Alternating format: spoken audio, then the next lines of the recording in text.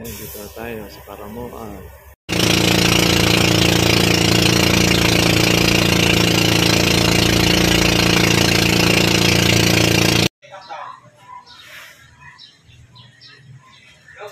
Ay, munisipyo.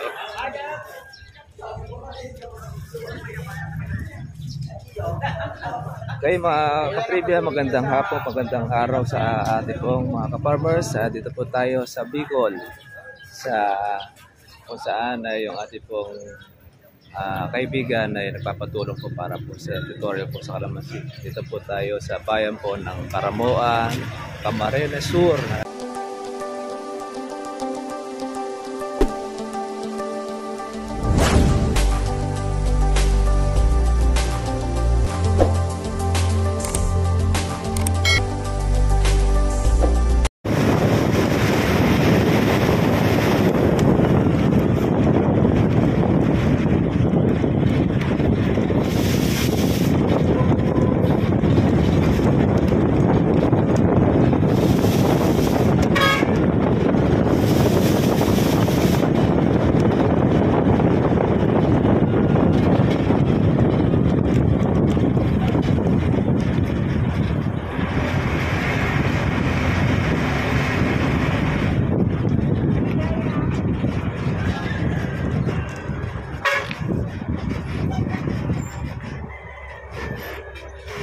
Ayan, dito tayo sa Paramuan.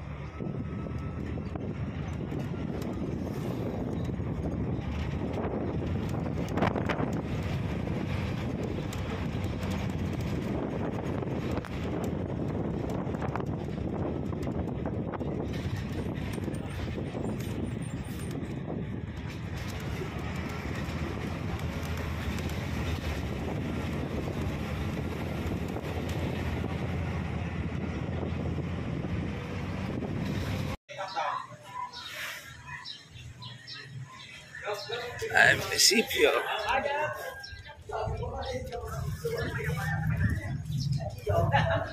Okay mga katribya, magandang hapon, magandang araw sa ating pong mga ka-farmers. Dito po tayo sa Bicol, kung saan ay yung ating pong kaibigan ay nagpapatulong po para po sa tutorial po sa kalamansi. Dito po tayo sa bayan po ng Paramuan, Camarines Sur. Layo po pala itong lugar na ito kasi umalis po tayo kahapon, madaling araw po sa amin ng alas 4 ng madaling araw. Dumating tayo sa Pangilinan mga bandang alas 7 o alas 9 ng umaga. Pasakay po tayo ng biyaheng Naga ng alas 11. Pero pagkatapos po no, dumating po tayo ng Naga City. Apo, okay. Ay, kamusta na po kayo? Apo, sige po. Ito na po pala yung ating sundo, si Sir June. Kapal-kapal tayo, sir. Sige po. Okay. Pupunta muna tayo sa ating farm nila.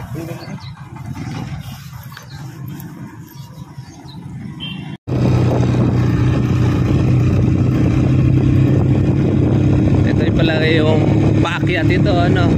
Ito palang Karamuan ay paakyat.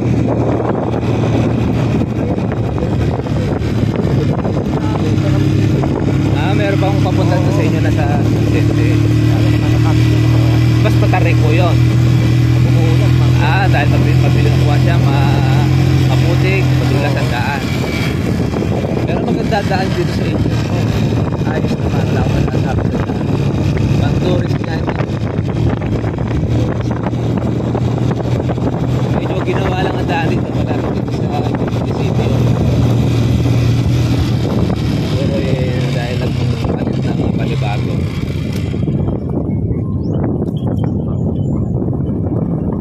Dahil naging naman ito pati makakapitas kayo sa gasolina. Pagka mahabang akyate, magkatapos tama nito. Okay.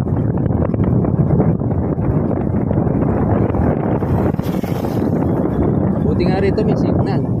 Naalala ko pagka ako walang signal, buti meron akong TV. Dito ako hindi mapalakas. Diretso. Kasi yung isa kong save dito, hindi na makukontak ko rin dito dahil wala akong save. Dahil meron DM. Maaari mo pala ito, bigyan natin na ito.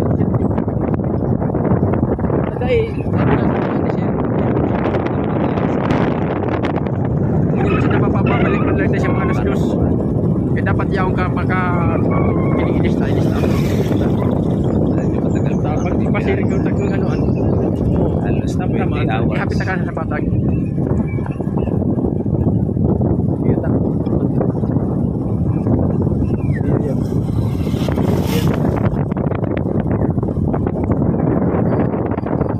Karamihan po mga service dito, mga single. Kasi ang motor dito mahirap ang tricycle. Pag akyate. Pero kaya rin naman ang tricycle. Malaki yung makina. Malaka. Karamihan dito po mga akyate. Buti na lang ka, magaganda ang mga daan.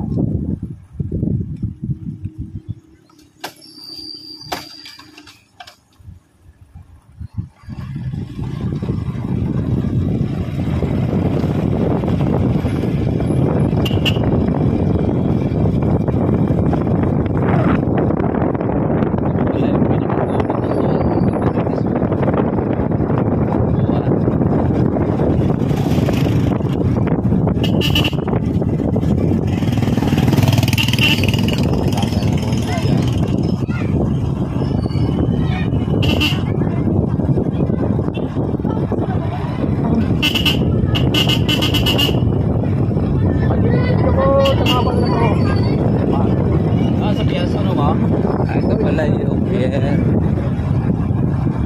Sabihin, kabilang isla pala yung Calasera. Nakadugto lang ng isla.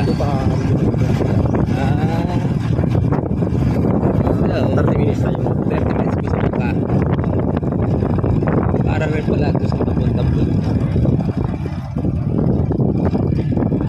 Pero yung 4-wheel, nakakarating din doon. Meron din biyahe yung Roro.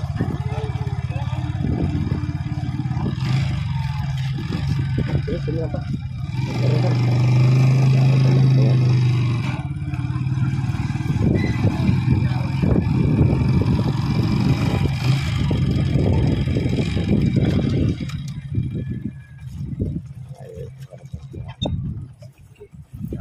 lang talaga ng motorista eh. Ayun, wala na nung simula nung ayos din yung bailan. Kumbaga ito pinupuntahan talaga Labas namin. pasok, ito dahil wala na. Wala na dahil gawa na yung kabila. Kaya medyo nalungkot ang turista nito, ano. Tatawid muna po tayo mga trivia po ng isla. Ano po, makita natin po yung farm police.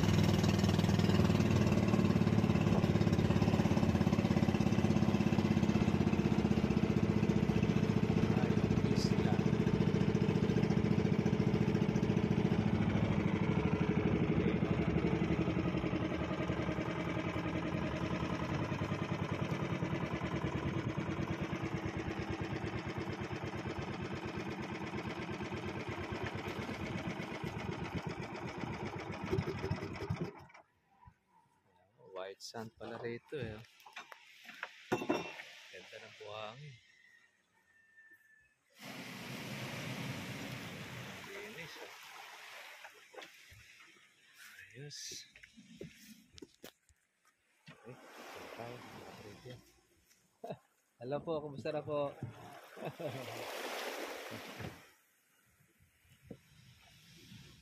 Bigat. Okay.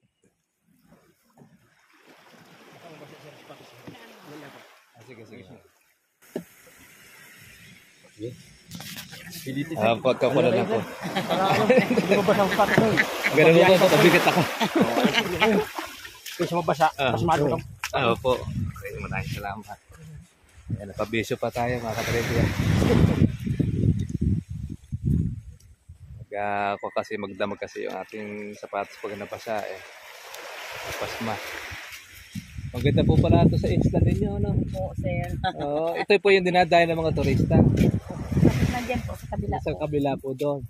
Magaling. Para pala sa ng Boracay, ano? White sand. Galing.